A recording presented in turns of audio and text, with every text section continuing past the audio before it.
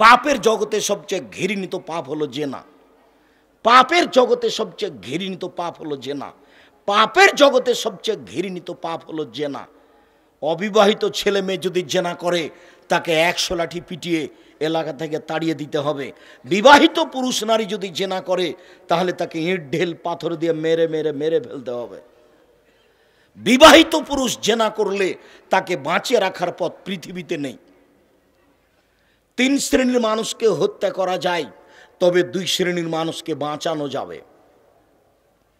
1, কেউ যদি কাউকে হত্যা করে, আপনি যদি আমাকে হত্যা করেন, আমার বাপ মা আপনাকে হত্যা করে নেবে। আমার বাপ মায়ের পক্ষ থেকে আপনাকে ফাঁসির মঞ্চে দেওয়া হয়েছে, তখন আমার বাপ মা বলছে না থাক থাক থাক, আমরা মাফ করে দিলাম, আমরা ছেড়ে দিলাম, আমরা কে শাস্তি নেব না, ছেড়ে দিলাম। তাহলে আপনাকে ফাঁসির মঞ্চ থেকে নামিয়ে নেওয়া হবে, বেঁচে গেলেন। 2, কেউ যদি বলে কোরআন মাজিদ মানি না, তাহলে সরকারিভাবে তার ফাঁসি হবে। ফাঁসির মঞ্চে গেছে, ফাঁসিতে দেওয়া হয়েছে, তখনও বলছে ভুল হয়েছে ভুল হয়েছে ভুল হয়েছে, কোরআন মাজিদ আল্লাহর বিধান আমি মেনে নিলাম, তাহলে তাকে ফাঁসি থেকে নামিয়ে দিতে হবে। বিবাহ করার পরে যে জেনা করেছে তাকে বাঁচানোর পৃথিবীতে কোনো পথ নেই, পৃথিবীতে কোনো পথই নেই। বিবাহ করার পরে যদি কেউ জেনায় লিপ্ত হয় আর তাকে যদি বাঁচাতে হয়, তাহলে মুহাম্মদ সাল্লাল্লাহু আলাইহি সাল্লামকে আবার দুনিয়াতে আসতে হবে। যেহেতু মুহাম্মদ সাল্লাল্লাহু আলাইহি সাল্লাম আর দুনিয়াতে আসবেন না, কাজে বিবাহ করার পরে যদি কেউ জেনায় লিপ্ত হয় তাহলে তাকে বাঁচানো যাবে না।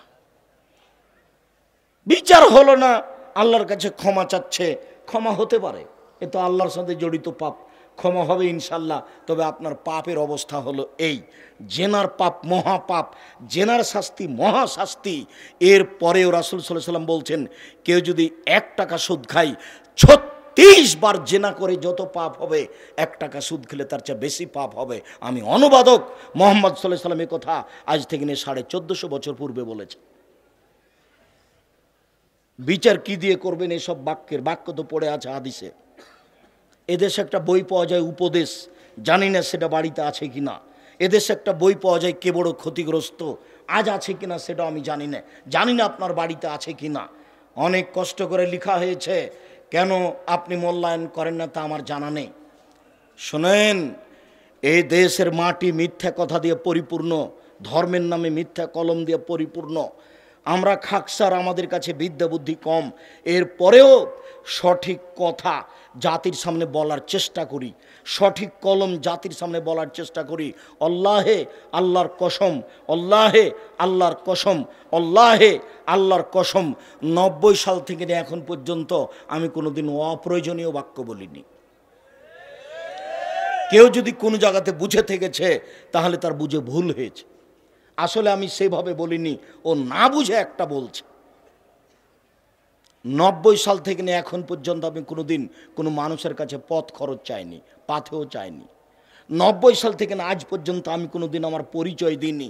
কেউ যদি আমাকে চাপ দিয়ে বলেছে যে বিজ্ঞাপন পোস্টারে আপনার নামটা কিভাবে দেবো একটু বলেন, কিভাবে দেবো একটু বলেন, চাপ দিয়েছে, তখন আমি বলেছি আমার নাম আব্দুর রাজ্জাক আর আমার বাপের নাম ইউসুফ, বাপ বেটা মিলে আব্দুর রাজ্জাক বিন ইউসুফ। এর চেয়ে আমি বেশি বলেছি, এটা প্রমাণ হয়ে গেলে আমি জাতির সামনে কথা বলবো না। আমার মনে বড় সাধ, এদেশের মাটিতে আমি প্রতিষ্ঠান গড়বই গড়ব। 2013 সালের 24 আগস্ট রোজ মঙ্গলবার হাঁটাবো, বীর হাঁটাবো এই ফাঁকা মাঠে কাঁঠাল গাছের নিচে। আমি বলেছিলাম আমার হাতে টাকা নাই, এ কথা সত্য, এখানে প্রতিষ্ঠান গড়বে এ কথা সত্য, ইনশাল্লাহ গড়বেই গড়বে। আপনি খালি ভিতরে গিয়েই দেখেন, আপনার স্ত্রীকে একটু ভিতরে যেতে বলেন, 450-500 মেয়ে আছে আবাস। সেই কোথায় পঞ্চগড়ের মেয়ে, কোথায় সাতক্ষীরার মেয়ে, কোথায় কুমিল্লা চট্টগ্রামের মেয়ে, আপনি গিয়ে দেখেন আপনার অন্তরটা বড় হয়ে যাবে। সামনে মুখে বিলে প্রায় 550 শতক জমি কিনবো মনে করছি। আপনাকে আমি দোয়া করতে বলেছি, দোয়া করলেই হবে। এদেশের মাটিতে আহলে হাদিসের সবচেয়ে বড় মসজিদ আপনার বাড়ির পাশে করব বলে আমি আশা করছি, যেখানে 5 থেকে 10 হাজার মানুষ একসাথে সালাত আদায় করতে পারবে ইনশাআল্লাহ। সে অপেক্ষা আমি দিন কাটাচ্ছি। জমিগুলো রেডি হয়ে গেলেই, যেদিনই রেডি হবে সেদিনে আমি এই কাজ আরম্ভ করব ইনশাআল্লাহ। আমার হাতে টাকা নেই এ কথা সত্য, এখানে বিশাল বাইতুল হাম জামে মসজিদ গড়বে এ কথা সত্য, ইনশাল্লাহ গড়বেই গড়বে। 2016 সালের 17 ফেব্রুয়ারি রোজ বুধবার বিকাল 4:30-5টার সময় বলেছিলাম জামিয়া সালাফিয়া ডাঙ্গিপাড়া পবা রাজশাহী, আমার হাতে টাকা নেই এ কথা সত্য, এখানে প্রতিষ্ঠান গড়বে এ কথা সত্য, ইনশাল্লাহ গড়বেই গড়বে। প্রায় 18 থেকে 20 বিঘা জমির উপরে বিশাল প্রতিষ্ঠান, 1700 ছেলে আবাসিক থাকে, 1700, 800 মেয়ে আবাসিক থাকে। মসজিদ 2 তলা হয়ে গেছে বাইতুল হাম 90% জমির উপরে,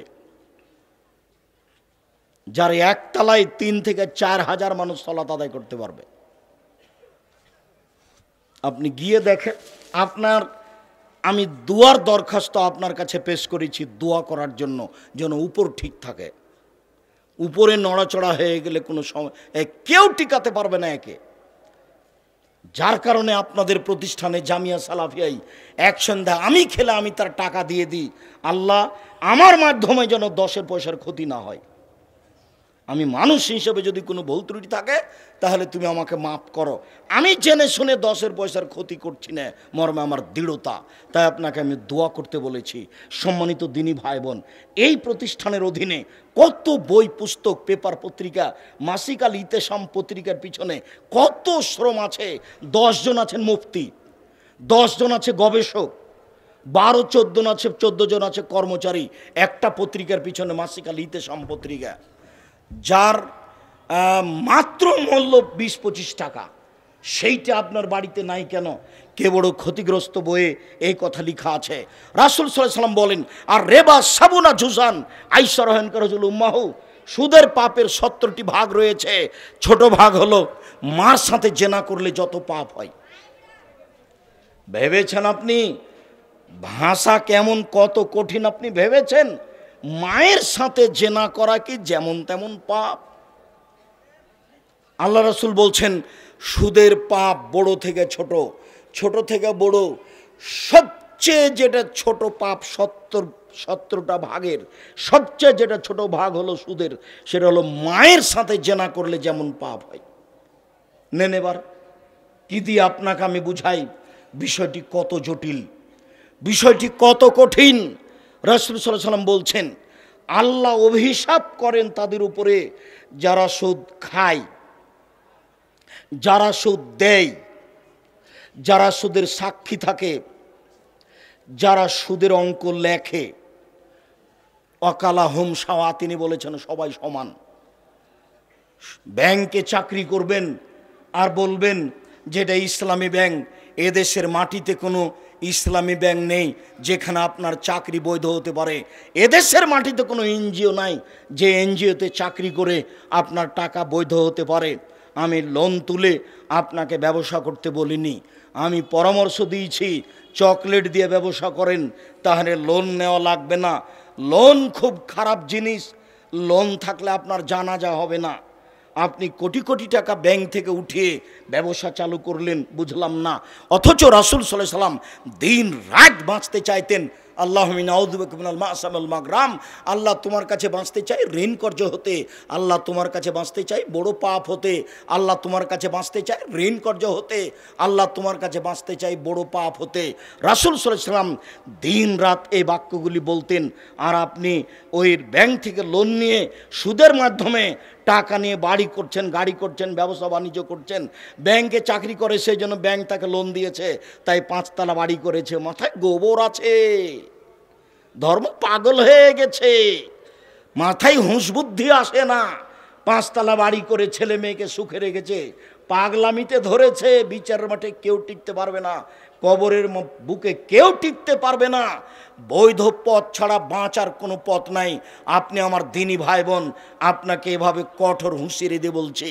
লম্বা হাদিসের এ অংশ বলার মতো আমি পরিবেশ করতে পারলাম না, তবে শেষের দিকে চলে আসলাম। হাদিসের এক জায়গাতে আল্লাহ রাসূল দেখলেন যে একটা লোকের মুখের ভিতরে লোহার লাঠি ঢুকিয়ে মুখকে চিরে ফেলা হচ্ছে। আল্লাহ রাসূল বললেন ঘটনা কি?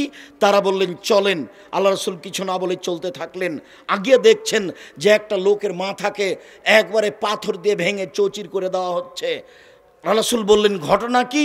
তারা দুইজন বললেন চলেন পরে হবে। তারপর দেখলেন একটা লোক রক্তের নদীতে পড়ে আছে, শুধু রক্ত রক্ত। আল্লাহ রসুল বললেন ঘটনা কি? তো তারা দুইজন বললেন চলতে থাকেন। যেতে যেতে দেখলেন যে একটা গর্ত, ভিতরে আগুন আছে, দাদা দাদা দাদা করে আগুন জ্বলছে। যখন ভিতরে যা কিছু আছে আর জোরে জ্বললে সব উপরে চলে যাচ্ছে, যখন একটু কমছে সব ভিতরে চলে যাচ্ছে। দেখলেন নারী পুরুষ উলঙ্গ অবস্থায় জমা ধরে আছে, দাদা দাদা করে উপরে চলে যাচ্ছে, আবার নিচে নামছে। আল্লাহ রসুল বললেন একই কথা, ছি ছি ছি একই কথা, কি ব্যাপার? তখন জিবরাইল বললেন চলেন পরে কথা হবে। যেতে যেতে দেখলেন একটা বাগান, অনেক বড় গাছ, গাছের সামনে একজন বৃদ্ধ মানুষ বসে আছেন, তার সামনে কতগুলি বাচ্চা ছেলে আছে।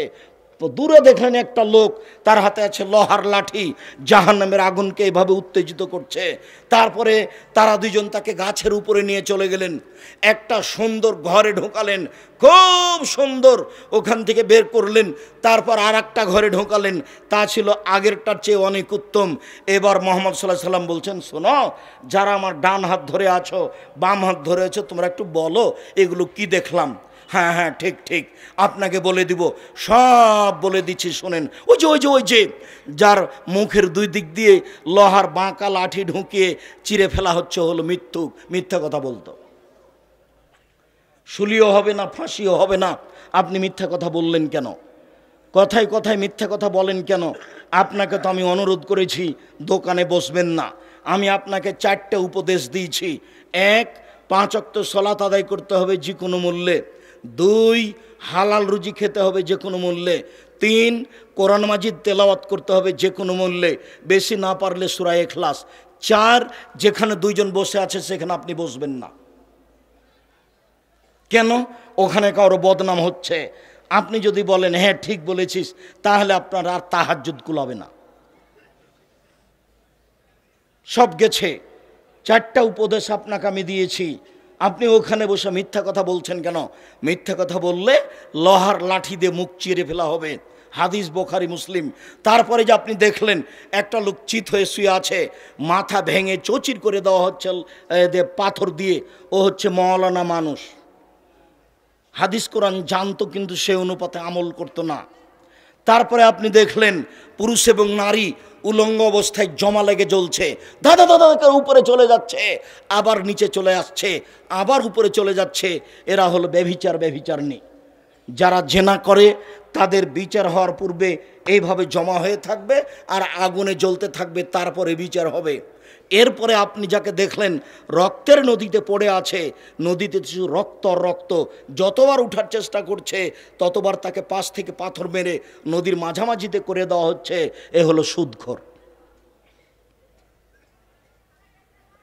ওই যে বড় বাগান দেখলেন, বাগানে একটা বড় গাছ, একজন বৃদ্ধ মানুষ বসে আছেন, উনি হচ্ছেন ইব্রাহিম আলাইহিস সালাম। তার সামনে দেখলেন অনেক বাচ্চা, এরা হচ্ছে হিন্দু মুসলমানের ছোট ছোট বাচ্চা যারা আগে মারা গেছে। ওই যে দেখলেন একজনের হাতে লোহার লাঠি আগুনকে উত্তেজিত করছে, ও হচ্ছে জাহান্নামের মালিক, উনি আগুনকে উত্তেজিত করছেন। আর ওই যে প্রথম ঘরটা দেখলেন জান্নাতে, এটা হচ্ছে সাধারণ মুমিনের ঘর। আর এখন যে আপনি বের হলেন, এটা হচ্ছে শহীদদের ঘর। আমি আপনার ডান হাত ধরে আছি, আমি হচ্ছি জিবরাইল। এই যে আপনার বাম হাত ধরে আছেন, ইনি হচ্ছেন মেকাইল। একটু মাথাটা উপর দিকে করেন তো, করলাম। ওই যে সুন্দর ঝকঝকে টকটকে ঘর, এটা আপনার ঘর। যেমন বলেছে তেমন আমি বললাম, দানিয়াত খোলো মঞ্জলি, তাহলে তোমরা দুজন ছেড়ে দাও, আমি আমার ঘরে ঢুকে যাই। কালালা, তারা দুজন বললেন না না না না না, আপনার বয়স এখনো বাকি আছে। এ যা ইস্তাকমাল তাও আতাইতা মানজেল আঁকা, যখন আপনার বয়স শেষ হয়ে যাবে তখন আপনি ঘরে চলে আসবেন। বুখারী। সম্মানিত দিনী ভাই বোন, আপনাকে দেখালাম কেউ যদি জেনে শুনে 1 টাকা সুদ খায়, 36 বার জেনা করে যত পাপ হবে, 1 টাকা সুদ গেলে তার চেয়ে বেশি পাপ হবে। রাসূল সাল্লাল্লাহু আলাইহি সাল্লাম বলেছেন সুদের পাপের 70টি ভাগ রয়েছে, তার ছোট ভাগ হলো মার সাথে জেনা করলে যেমন পাপ হয়। রাসূল সাল্লাল্লাহু আলাইহি সাল্লাম বলেছেন যারা সুদ খাবে তাদেরকে রক্তের নদীতে ফেলে দিয়ে শাস্তি দেওয়া হবে বিচারের পূর্বে, আর ফলাফল হলো জাহান্নাম। 7 শ্রেণীর মানুষ জাহান্নামে যাবে, তার 1 শ্রেণীর মানুষ হচ্ছে সুদখোর। রাসূল সাল্লাল্লাহু আলাইহি সাল্লাম বলেছেন ইন্নার রেবা ওয়াইন কাসরা, সুদের টাকা যদিও বেশি হয়, ইন্না আকিবাতাহু কাল্লা, তবে তার ফলাফল হলো নিঃস্ব। যারা সুদ খায় তারা ফকির হবেই হবে। বাংলাদেশের লোক যদি সুদ খায় তাহলে বাকি মানুষগুলি নিঃস্ব হয়ে যাবে আর সব টাকা কয়েকজনের হাতে চলে যাবে। সারা পৃথিবীর মানুষ যদি সুদ খায় তাহলে কয়েকটা দেশ বড় বড় ধনী হয়ে যাবে আর বাকি দেশগুলি নিঃস্ব হয়ে যাবে। হতেই হবে, এটাই হলো সুদের ফলাফল। সম্মানিত দিনী ভাই বোন, হালাল রুজি খাওয়ার অনুরোধ জানিয়ে, মানুষের টাকা পয়সা আত্মসাৎ না করার অনুরোধ জানিয়ে আমি খাকসার যতই শক্তভাবে কথা বলি, এই দিক না লক্ষ্য করে আপনি দিনী ভাই বোন আপনার বাড়ির সামনের প্রাচীর ভেঙে দিয়ে মানুষকে ভালোভাবে যেতে দেওয়ার অনুরোধ জানিয়ে রাসূল সাল্লাল্লাহু আলাইহি সাল্লামের সঠিক কথা জাতির সামনে পেশ করার সকল দিনী ভাই বোনকে অনুরোধ জানিয়ে, যারা এতিমখানা পরিচালনা করছেন কমিটি ও পরিচালক সবার কাছে অনুরোধ জানিয়ে, যে ভালো শিক্ষক রাখেন, ভালো মানগত পড়ার দেওয়ার চেষ্টা করেন, জাতির সকলের কল্যাণ কামনা করে এইসব প্রতিষ্ঠান যারা আগে থেকে গড়ছে তারা কবরে চলে গেছেন, তাদের সার্বিক কল্যাণ কামনা করো। তো বলছি, আল্লাহ যারা মারা গেছে তুমি তাদের কবরের শাস্তি মাফ করো, তুমি তাদের কবরকে প্রশস্ত করো, তুমি তাদের কবরকে আলোকিত করো। যারা আমরা বেঁচে আছি, যারা দায়িত্ব পালন করছি, সুন্দরভাবে দায়িত্ব পালন করার তৌফিক দান করো। আমরা যেন তোমার রাসূলের পদ্ধতিতে চলতে পারি, আমরা যেন হালাল রুজি খাই আর সুদের মতো মহাপাপ থেকে বেঁচে থাকি।